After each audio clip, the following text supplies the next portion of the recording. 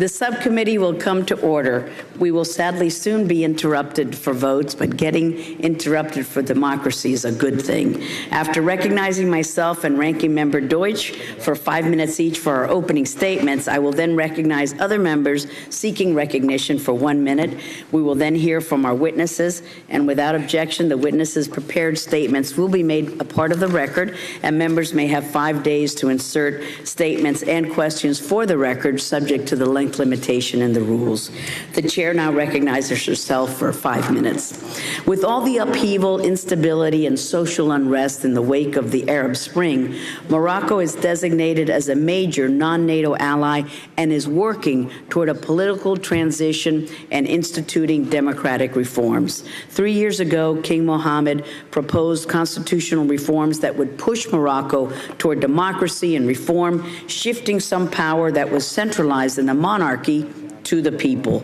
This new constitution was ratified a few months later and was succeeded by parliamentary elections that saw a new government formed, complete with a new prime minister from an opposition party with a mandate to have more power to govern. Of course, the political situation in Morocco is still not perfect, but it is important for us to recognize the positive steps forward. On the issue of the Western Sahara, longstanding U.S. policy, which I support, advocates for a solution based on a formula of autonomy under Moroccan sovereignty. While I recognize the advancements that the kingdom has made when it comes to human rights, certainly more can still be done. According to the 2013 State Department Human Rights Report on Western Sahara, quote, the most important human rights problem specific to the territory was Moroccan government restrictions on the civil liberties and political rights of pro-independence advocates, end quote.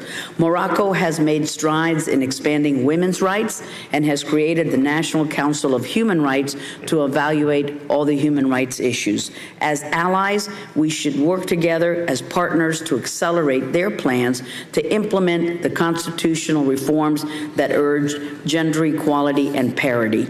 Since becoming the very first nation to formally recognize the newly independent United States of America, Morocco and the United States have shared a strategic and bilateral relationship.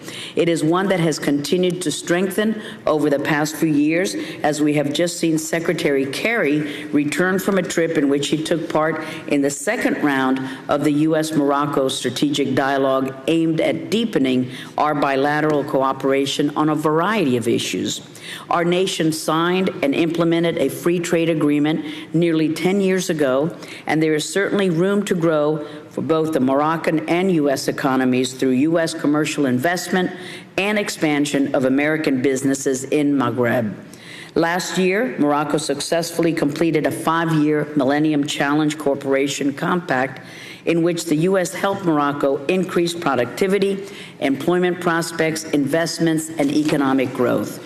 MCC concluded that the results on the compact were impressive given the complexity of the endeavor, with tens of thousands, mostly women, learning to read and write through the literacy program.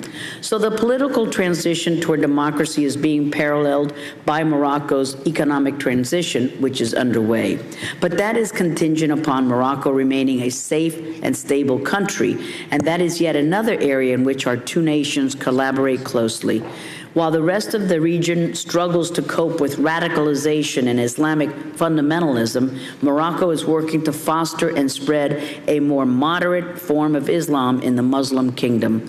One way Morocco promotes religious moderation and tolerance is through its nearly 10-year-old program in which it trains women in Islamic theology right alongside their male counterparts, an idea that would not only be taboo in many other countries in the region, but would likely be highly illegal.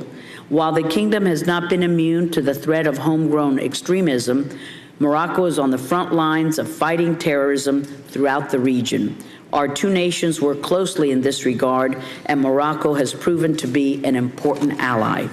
One important counterterrorism effort that we can work closely with Morocco on is the Trans-Saharan Counterterrorism Program, which aims to address the potential terrorist and security threats in Northwest Africa and the Sahel region, but we can and must do more.